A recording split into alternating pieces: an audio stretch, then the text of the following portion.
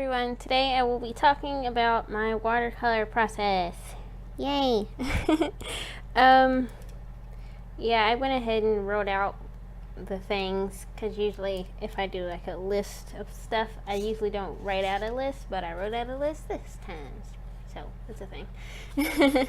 Okay, so step one, which I didn't include in this video, is the sketching process.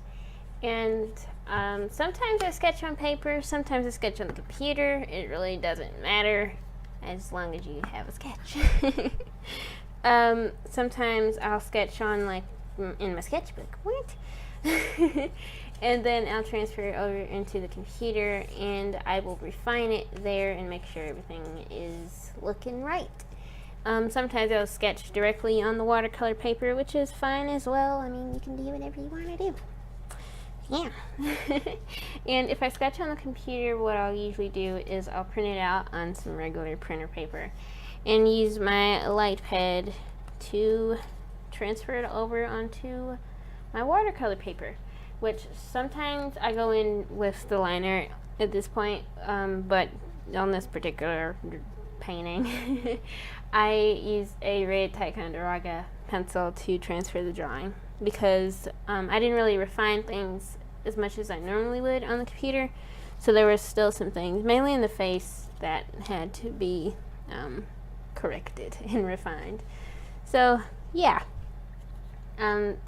if the sketch is on the computer transfer, I already said that, oh my god, I really need to look at my notes. Line art. Okay, when you're doing line art with watercolor, well, when you're gonna go over it with watercolors, you need to get some pens that are waterproof, water friendly. Today I used a ballpoint pen, which I saw Dina Norland, yeah. I saw her use ballpoint pens on a picture recently. I think it was our YouTube Artist Collective picture, and when I saw that I was like, wow, I used to do that, and so I did it today. And I used a regular ballpoint pen. It's by Papermate. It says Right Bros M, which I'm guessing that means medium tip.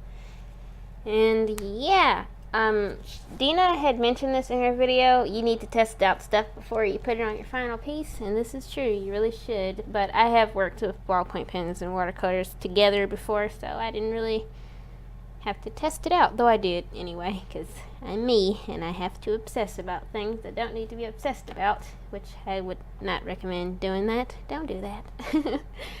Okay, now flat colors. Okay, Danica Seals, she's another YouTuber you've probably heard of. She talks about flat, well, she has a video and she talks about quite a bit, I mean, she's done it quite a few times, about how to do flat washes, and those are really helpful. And I might not be the best person to ask about how to do a flat wash, though I can kind of get one. I mean, I do a pretty okay job, I think.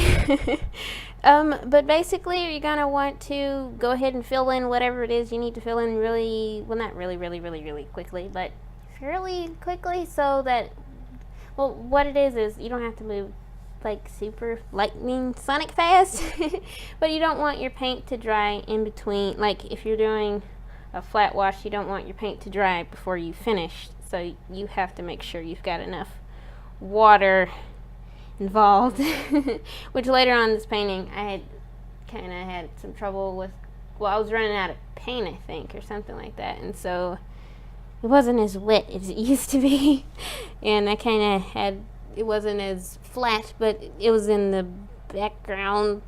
Well, it wasn't really in the background, I guess it was foreground. Anyway, it wasn't really a point in pointing isn't what, okay, it wasn't important. That's what I'm trying to say. So I didn't really mind that much.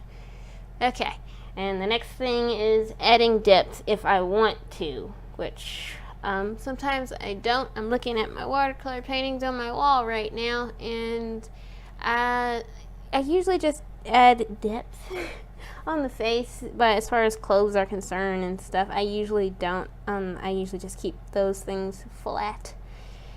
Which on her leggings I kind of did something, but I mean, it wasn't really supposed to be shading, really. It was just the color of her leggings, so I don't think that counts, but I did kind of add depth to her face. And after that, I will refine things if needed.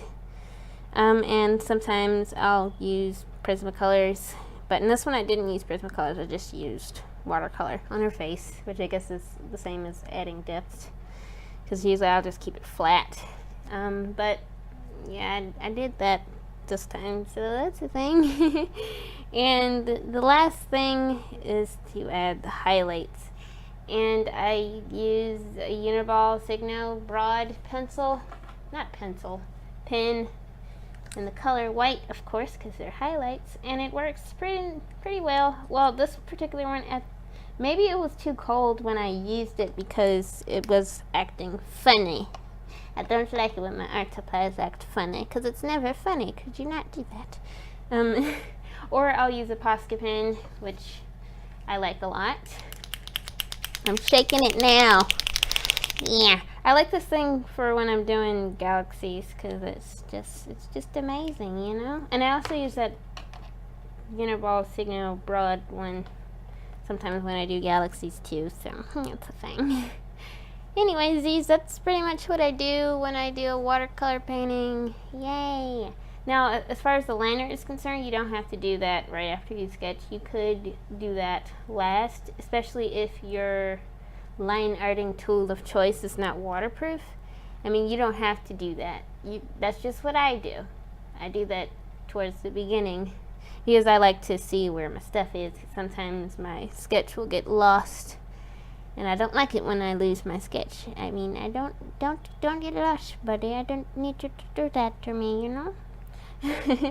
But sometimes I do go ahead and do my painting before I do the line art. Like, there's this particular painting I did recently. I think there's a video about it. I can't remember, but I used a Pentel brush pen and I used it after the fact. So, I mean, you can do what you want to do. That's just what I do. Anyway, I hope you enjoyed this video and I hope you got something out of it. Yeah, please enjoy the rest of your day.